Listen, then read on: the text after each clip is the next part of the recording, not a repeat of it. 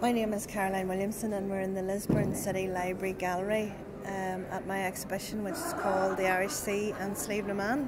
It's mixed media and photographic. Mostly I work on boards with just a variety of material, whatever really comes to hand and really says what I need to say about the piece. So I could use anything from sort of spray paint, oil paint, anything at all really, and I use brushes, but I also use my fingers and sandpaper and all sorts of different techniques to get the feeling of being in the tide or being up the mountains. I was reared in Newcastle and at the bottom of the moorings, and that's where we went to walk and to play, and everything seemed to happen there. They're just very exciting, and they're just a place to escape from the humdrum sort of daily life, and they've always just inspired me. And jumping in the sea, and I've joined an outdoor swimming club down in Newcastle, so a lot of the work here is about the coldness, the shock to the system of the water, and how I can capture that on a canvas or on a board. This one was a commission by a writer who walks the moorings and also lives opposite the sea at Newcastle. So in the bay, apparently there were at least 50 shipwrecks found dating back to the 1800s. So the piece is called Ghost Ships, and it tells the story of the things that were found in the bay, as wreckage, different types of commodities that would have been being shipped over. It also gives a lot of the names, which I find fascinating, of all the different ships that were shipwrecked there.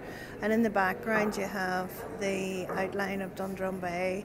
You have the lighthouse of St John's Point, which is also always a very strong visual identifier for the area.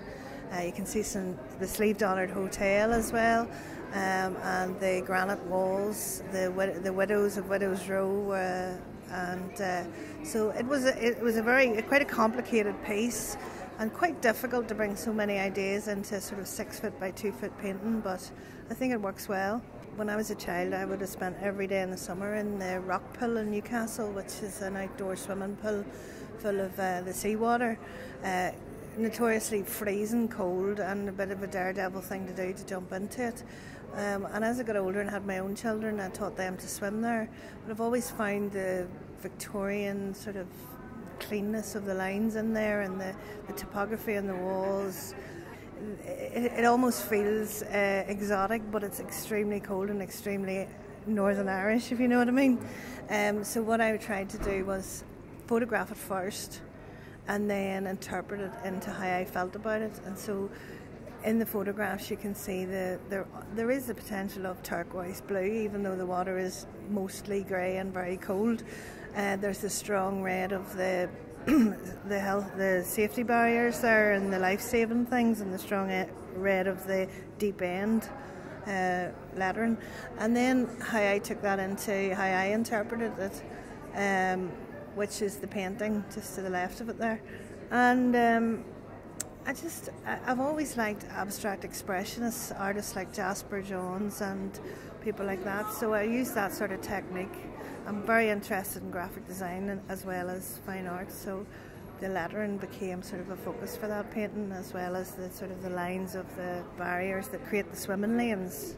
Red, blue, repeated, and I just love that sort of repetition. When I was studying fine art, I was really into sculpture and mixed media, and I come from a kind of background of building handyman, and my father and my brother would have taught me a lot of techniques and workshops, and so I can actually make things. But I've really loved the artist called Joseph Cornell, who was someone who collected objects of interest and put them into boxes, like sort of almost like mini museums. So the box becomes not just a piece of a painting or a sculpture, it becomes sort of a collection box of ideas, and visually represented just and contained within the box. This exhibition runs from the 8th of January to the 31st of January 2014, and then after this I'll be showing in the other libraries in Northern Ireland, which is Newry and Bangor.